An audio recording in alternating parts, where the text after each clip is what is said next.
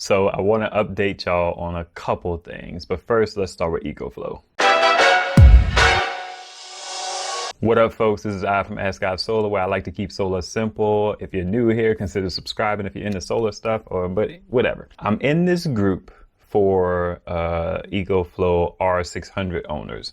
I don't consider myself to be an R600 owner. I consider the R600 to be that pre-launch model, but I have the River 600, but I'm still in the group. I had an issue. You know about that issue. The 50 hertz would pop up. My device would not charge. When that issue first happened, I made a post just to document. I find myself as a tech person, as an IT person, sometimes I'm having an issue and I can't find that issue documented anywhere. So I made a post in the group just to document the issue so that if somebody else had the issue, if they were in the group and they searched for it, they could find it and just see that they're not alone. So then I made the last video and I posted that video as a comment on my original post in that group. So what happened was, I guess Ecoflow started that group and someone messaged me. I forget his name, but he asked me, he was like, yeah, I'm so sorry you had this experience, yada, yada, yada.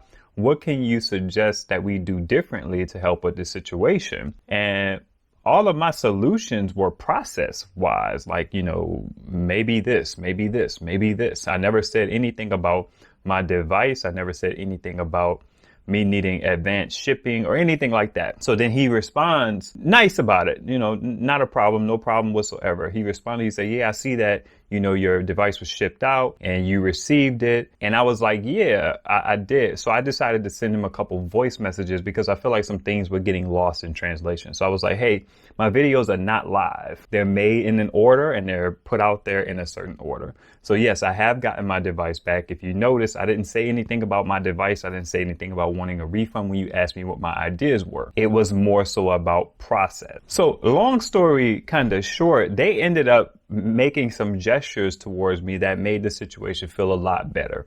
Like I said, I never trashed their customer service representative. She was very nice.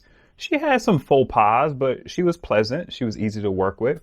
It's just like the process was the problem. So they ended up, I'll just say, I don't know how much I should disclose, but they made the situation where I felt okay about how it all went down. And I didn't necessarily need anything to be done, but they offered something to me. I was like, I accept that. I find that acceptable. There was some, they did kind of misrepresent the timeline of events. And I just said, hey, that timeline of events is not correct, but I'm not going, it is what it is at this point, but I find that solution acceptable. And the solution panned out.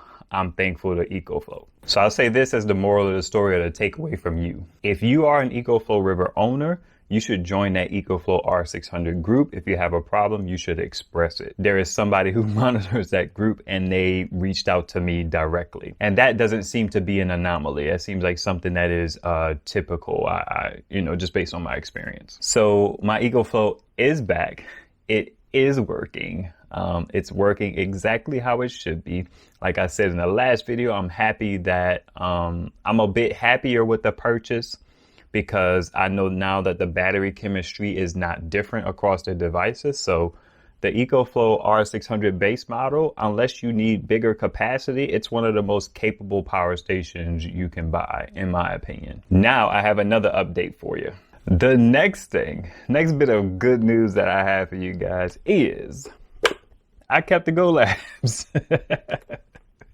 I sent the Bluetti dip back, got my money back. Good time, but I was able to keep the GoLabs. So yeah, we in good shape with this one. I like this little dip. A bit of an update, not a personal update. Somebody reached out to me and said that their GoLabs, the 12 volt socket, I don't know if it was this one or the extra one that they give you because this one is kind of shallow. Some plugs won't fit into this one. They said that theirs had a short in it. The viewer didn't respond to me when I asked him hey, are they just not responding to you? Or did they just flat out say no? Because he said they won't replace it. I'm kind of shocked by that because they were very responsive to me when I first reached out to them. Because I just emailed them as soon as I bought the product. They put their email address in there. I was like, oh, I have a brand, quote unquote. So I was like, I'll initiate contact. Maybe they'll want to work with me or something like that. The next thing is, remember I said, one, I would not buy a power station that didn't come with MC4 adapters. I kind of did. Two, I don't really favor the lithium ion battery chemistry unless it's a really good deal, and I got a really good deal. This is the fake jackery that I got off of the marketplace. This thing is very interesting. It sells for $350. I got it for much less than that. So I considered it to be a steal. It's a 500 watt hour capacity thing. It's a little janky. I feel like, I mean, I want to be fair to them. Chiffon. I was going to say this power station reminds me of what Will Prowse meant when he said some of them are just junky. I don't think it's complete junk, but it doesn't work the way I expect it to. I'm going to do a video about this coming up in a little bit, but I got a good price for it. And it's a supplementary power station. Basically what I use it for is as a power dump. And I kind of use it to run my internet and TV for a little longer because this is the highest capacity power station that I have right now at 500 watt hours. And that comes to my next update. This monster came in the mail. Oh man, I got the EB70. It's heavy. Jeez.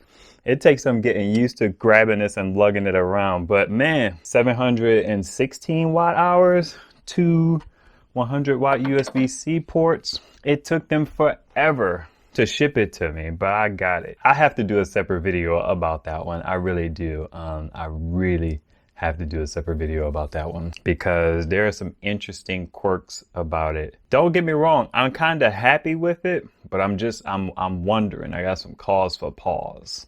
Also, one more bonus update. I have 2 100 watt HQST panels. In Videoland, I have one Renogy 100 watt monocrystalline panel. I didn't get a chance to make the video, but I bought a second one because I essentially wasn't going to pair an HQST with a Renogy. I just felt that felt weird to me. I guess I could have tried to do it, but so I have 400 watts of panels now.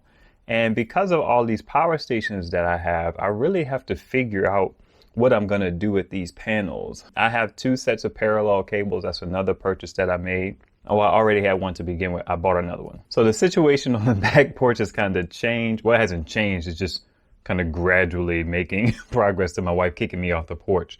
We got our back deck done, our back porch area done with new fencing and stuff like that. Basically so the boys can go out there and be safer. So she's not going to want me to have 2 solar panels hanging out back there. So I have to really figure out how I'm going to configure these panels.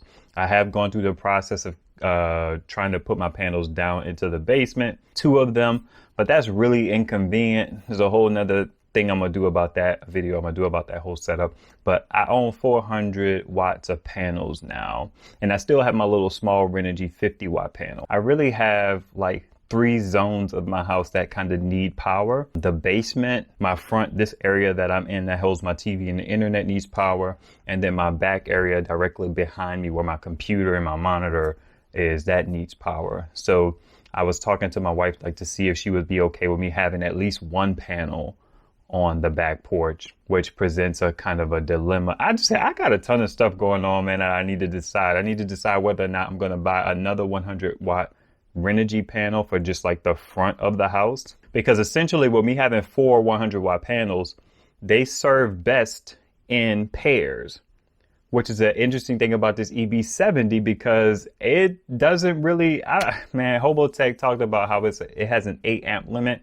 I don't want to get into that in this video, but it presents a dilemma because you're throwing away like 2 amps or 3 amps of power if you put 2 panels on it because it maxes out at 8 amps. It's a really weird situation. I'll talk about that in the EB70 video. I have one thing that I want to ask of you guys. I have these videos that I want to make, but as I grow my YouTube channel, I know that they're not necessarily good content to put out here for just general consumption. I'm trying to be very strategic. So I think I'm going to put some of those like one-off videos on my Instagram page or Facebook.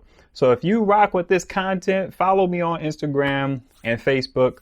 It's Ask I've Solar. You should be able to find it fairly easy. All right, it's I, Paula. I'm gonna leave it there.